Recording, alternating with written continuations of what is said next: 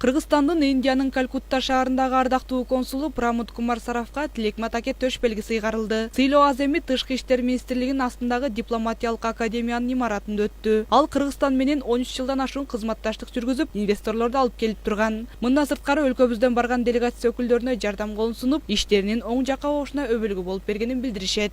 Биздин делегацияларды ушу керектүү кишилер менен тааныштырганга, ошолорго жардам бергенге аракет кылган эмгегин эске алуу менен үзүрлүү иштеп атат. Мына ушундай адамдар бизге келет.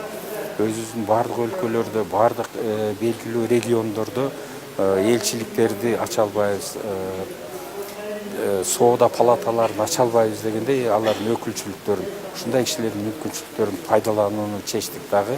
Мына ушул тарапка да бир көңүл бурса мамлекеттик органдар деп бүгүн атай бул кишиге ушул сыйлыкты берүүнү чечтик. Эки өлкө ортосундагы негизги макулдашуу Кыргызстандын кызыкчылыгын Индияда коргоп берүү болсо, Тилек Матаке атындагы төш белгисинин тапшырылышы да бекеринен эмес. Анткени Кыргызстан санжырасында белгилүү инсандардын катарын толуктаган Тилек Матаке Тубаса элчи катары эл оозуна алынган. Кыргызстан тарыхындагы эң белгилүү дипломат.